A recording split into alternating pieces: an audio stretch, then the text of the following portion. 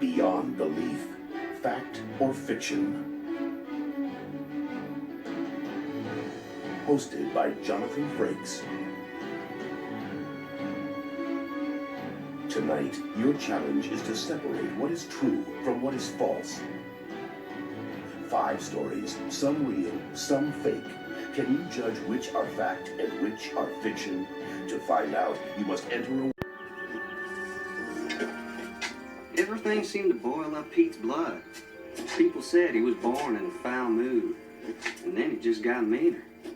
An awful, awful man, not well. You hear that, boss? Read, no respect for anyone, not even the dead. Somebody's singing somewheres. Shut your mouth, dummy. I never call no break.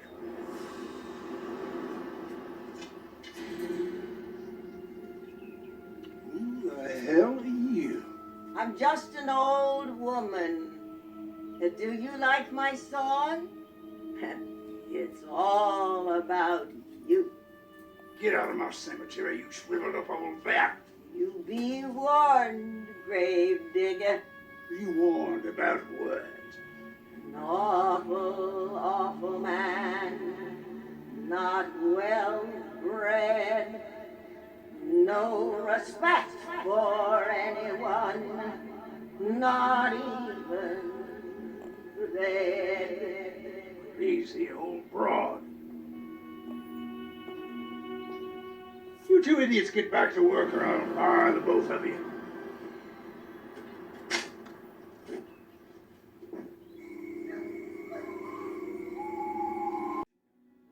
Was this an elaborate plan of revenge, engineered by the 2 disgruntled employees?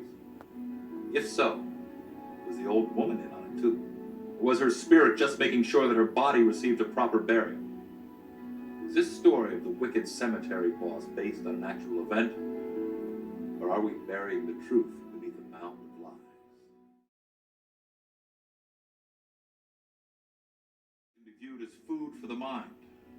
Stop reading them and your brain can become anemic. Read junk and your thinking can become malnourished. But handle your diet of books well and your lifelong learning never stops. Florence Tyler has an insatiable appetite for learning. Although she's a teacher, she barely takes any time off because the world offers so many opportunities to learn more. Her curiosity has always been a benefit to Florence, but suddenly it appears to have created a problem. And now she's about to learn something even her curious mind. Tyler became a rich woman purely by happenstance, or was it? Was it her own intellectual curiosity that drew her to the cathedral that day? Or was she lured there by something deeper? Could it have been the strength of a dead man's spirit that called Florence to the funeral service? Was this hated man in life trying to redeem himself in death? If you believe this story, will it leave you something of substance to hold on to, or will you merely inherit the wind? Find out which of our stories are fact and which are fiction when Beyond Belief, Fact or Fiction returns. And now it's time to find out which of our stories tonight are totally made up and which are inspired by actual events.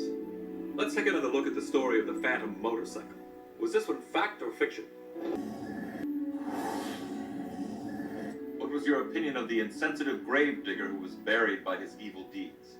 Fact or fancy?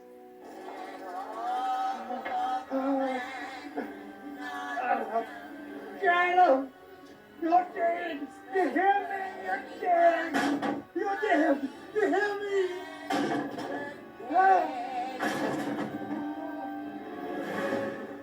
Oh! Good Lord.